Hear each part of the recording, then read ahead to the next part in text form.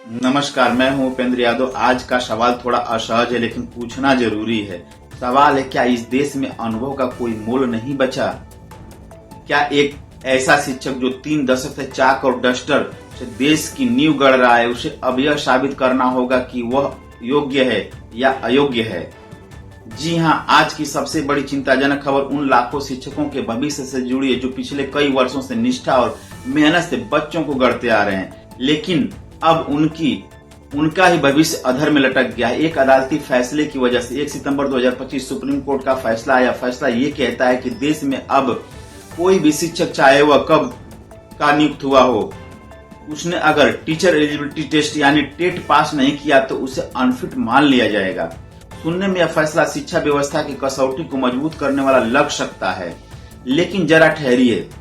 गाजीपुर में आज जो हुआ वो इस फैसले की दूसरी परत खोलता है। जिला अध्यक्ष उत्तर प्रदेश प्राथमिक शिक्षक संघ गाजीपुर। जितेंद्र जी, आज अभी लोग डीएम कार्यालय पर आए हैं, क्या है बात?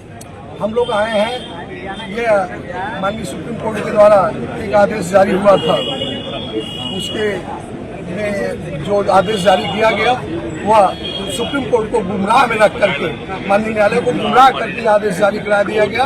और हम लोगों की मेन लड़ाई है टेट, नॉन टेट की लड़ाई चल रही है। सरकार ने टेट अनिवार्य कर दिया है। टेट जो आरटीई एक्ट में जो नियम बने हैं उसके तहत जब जो भी शिक्षक, जो भी कैंडिडेट कार्य होता है, नियुक्ति की जाती है। जब ही हमारे यहाँ सारे शिक्षकों की नियुक्ति हुई, सब जो भी अर्हताएं थी अर्हता पूर्ण करके आए। तो शिक्षक हाथ में बैनर लिए जिला अधिकारी कार्यालय की ओर मार्च करते हुए, नारेबाजी करते हुए, गला फाड़ते हुए कह रहे थे, हम कोई रहम नहीं मांग रहे, हम न्याय मांग रहे हैं। इनमें से ज्यादातर शिक्षक वो थे जो 2011 से पहले नियुक्त हो चुके थे। वो कहते हैं, जब हमें नौकरी मिली थी तब टीईटी नाम की कोई चीज थी ही नहीं। अब अचानक जब वे 50 पार कर चुके हैं, उन्हें यह कहा जा रहा है, भाई साहब पहले परीक्षा दीजिए, फिर बताएंगे आप योग्य हैं या नहीं। क्या यह न्याय है या सिर्फ एक कागजी नियम की तलवार है जिसे अनुभव की गर्दन पर रखा जा रहा है? सोचिए, एक शिक्षक जिसने अपनी जिंदगी का तीसरा दशक भी स्कूल की सीढ़ियों में ही गुजार दिया, जिसे ना कभी उचित सुविधाएं मिली, सिर्फ बच्चों की कॉपी, चाक, डस्टर और सिस्टम की बेरुखी मिली। आज उसी से कहा जा रहा है कि पहले टेट पास करो फिर स्कूल आओ। क्या ये वही देश है जहां गुरु ब्रह्मा गुरु विष्णु का पाठ हर स्कूल की दीवार पर लिखा होता है? सरकार ने गोपनीय ढंग से 10 सितंबर 2017 को एक नया कानून जारी कर दिया, जिसको कि गोपनीय रखा गया, नहीं बताया गया और उसको कंप्लायंस नहीं हुआ था, और सीधे उस सुप्रीम कोर्ट में ले जाकर के उसको लगाया गया, जिसके तहत वह जो 2010 के बाद, 2011 के बाद उससे पूर्व जितने शिक्षक हैं जो अपनी अर्हता पूर्ण करके आए हैं, उनको भी सेवा अनिवार्य कर दिया गया है। उसमें दिया गया है कि अगर हुआ तो या टेट करें, नहीं अगर टेट नहीं करते हैं 2 साल में तो उनको अनिवार्य रूप से सेवानिवृत्ति दी जाएगी, विभाग से बाहर कर दिया जाएगा। इस कानून के विरोध में हम लोग माननीय आदरणीय जिलाधिकारी महोदय के माध्यम से माननीय प्रधानमंत्री को ज्ञापन दे रहे हैं कि वो जो कानून बनाया गया है उस कानून में संशोधन करते हुए और न्यायालय को में उसको दे। जितेंद्र जी, आज जो है यूपी सरकार ने जो है खुद अब सुप्रीम कोर्ट जाने का मन बनाया है और इसका निर्देश भी दिया अधिकारियों को, इसको लेकर क्या? हाँ, सुप्रीम कोर्ट ने बनाया है। ट्विटर पर मुख्यमंत्री जी का एक ट्वीट आया है, जिसके लिए हम लोग माननीय मुख्यमंत्री जी का स्वागत करते हैं, सम्मान करते हैं शिक्षक हित में। क्या यही है उस आदर्श समाज का मॉडल जहां शिक्षक को राष्ट्र निर्माता कहा जाता है? बात आगे बढ़ाते हैं। इस आदेश का सिर्फ शिक्षक पर नहीं बल्कि पूरी शिक्षा व्यवस्था पर असर पड़ेगा। मान लीजिए अगर यह आदेश लागू हो गया तो उत्तर प्रदेश, बिहार, झारखंड, राजस्थान जैसे कई राज्यों में हजारों नहीं लाखों शिक्षक बाहर हो जाएंगे। स्कूलों में शिक्षक नहीं होंगे तो पढ़ाएगा कौन? क्या हम सिर्फ उसी खाई में गिरेंगे जहां एक कक्षा में 5 विषय पढ़ाने वाला केवल एक ही मास्टर होगा? और सवाल उठता है कि क्या इस परीक्षा की जरूरत किसे है? उस युवा शिक्षक को जो सिस्टम में नया आया है, बिल्कुल, लेकिन एक वरिष्ठ शिक्षक को जिसने 30 साल की सेवा में न सिर्फ किताबें पढ़ाई बल्कि जिंदगी के पाठ भी पढ़ाए, क्या वो अयोग्य हो गया सिर्फ इसलिए कि उसके पास एक पर्चा नहीं है?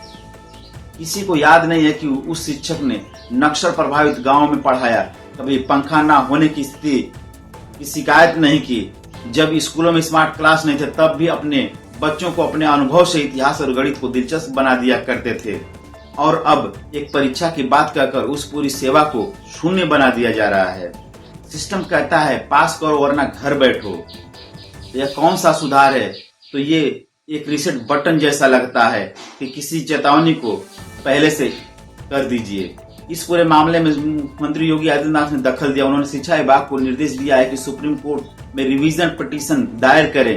शिक्षकों की इस पहल का स्वागत किया है, लेकिन साथ ही एक चेतावनी भी दी है। हमारी आवाज कोई राजनीतिक माइक नहीं है, ये वर्षों की मेहनत का प्रतिफल है। जब तक फैसले में बदलाव नहीं होता हम पीछे नहीं हटेंगे। अब सवाल ये है कि क्या इस न्यायिक फैसले में व्यवहारिकता की कोई जगह नहीं है?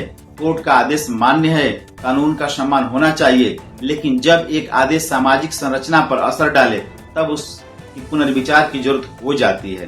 टेट एक मानक है, लेकिन क्या यह अंतिम सत्य है? क्या एक OMR सीट तय करेगी कोई शिक्षक योग्य है या नहीं? हम अक्सर कहते हैं शिक्षक को रचनात्मक होना चाहिए, धैर्यवान होना चाहिए, बच्चों की भावनाओं को समझने वाला होना चाहिए। पर परीक्षा में पूछा जाएगा बिहारी रचना किस युग की है? CTEVT का फुल फॉर्म क्या है?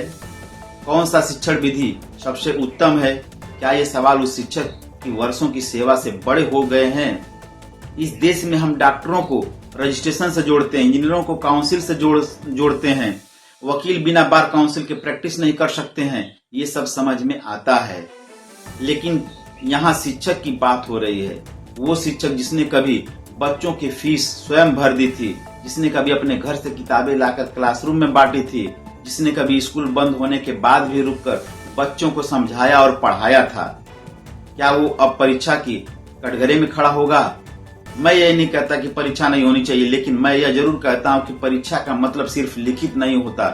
कभी कभी एक पूरी सेवा, एक जीवन सबसे बड़ी परीक्षा होती है। अब देखना ये है कि केंद्र सरकार और राज्य सरकारें इस फैसले को संतुलन में कैसे लाती हैं। क्या उम्रदराज शिक्षकों के लिए कोई विशेष छूट बनाई जाएगी? क्या कोई वैकल्पिक मूल्यांकन प्रणाली लाई जाएगी? या फिर एक बार फिर शिक्षक सड़क पर होंगे और सिस्टम चुप होगा?